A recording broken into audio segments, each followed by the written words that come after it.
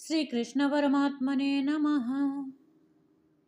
अथ श्रीमद्भगवद्गीता तृतीयोऽध्यायः कर्मयोगः।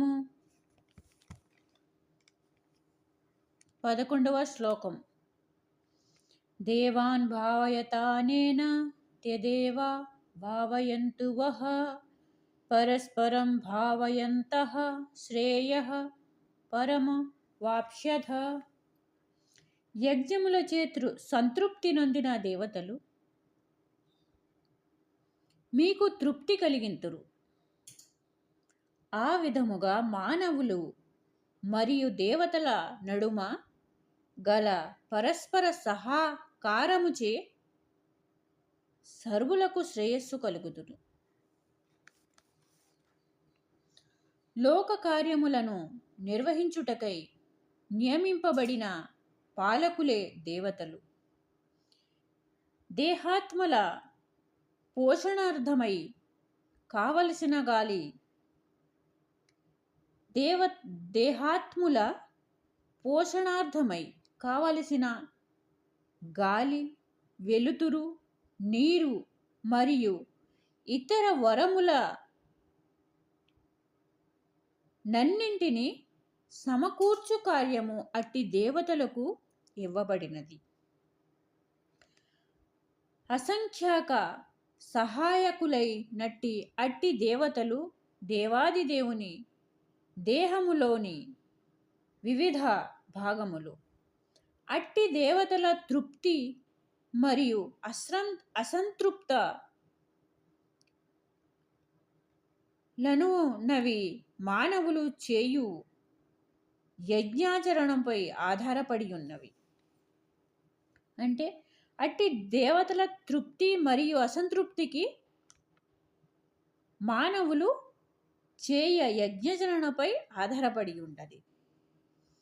కొన్ని యజ్ఞములు ప్రత్యేకించి కొందరు దేవతలను తృప్తిపరచుట కొరకై ఉద్దేశింపబడినవి. అయినను వానిని చేసినచో ప్రధాన భోక్త అయిన విష్ణు భగవానుడు పూజింపబడును.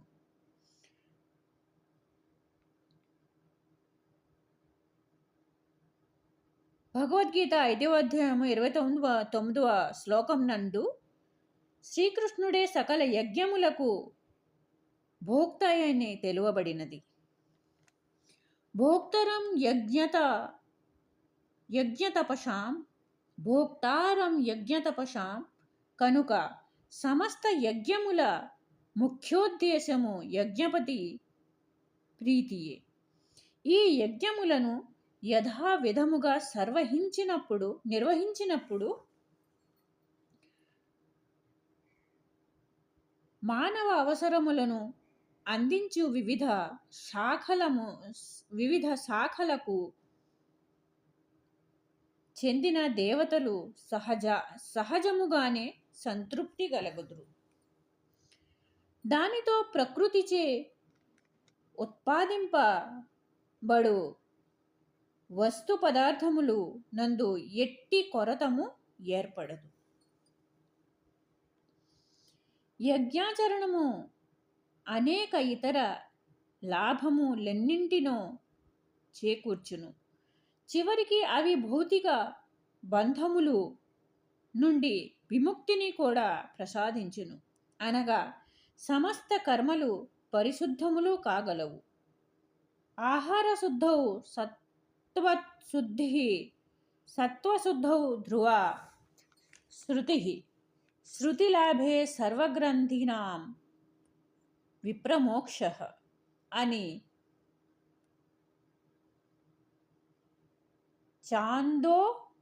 చాందోగ్యోపనిషత్తున 7వ అధ్యాయం 26 శ్లోకమునందు తెలువబడినట్లు యజ్ఞాచరణముచే ఆహార పదార్థములు శుద్ధములగును. పరిశుద్ధ ఆహారమును భుజించుట చేత మానవుని జీవస్థితి పరిశుద్ధమగును. అట్టి జీవస్థితి పరిశుద్ధి ద్వారా శృతియందలి సూక్ష్మ గ్రంథులన్నీయు పవిత్రము లగును. ఆ విధముగా శృతి పరిశుద్ధమైనప్పుడు మానవుడు మోక్ష మార్గమును గూర్చి చింతింపగలుగును.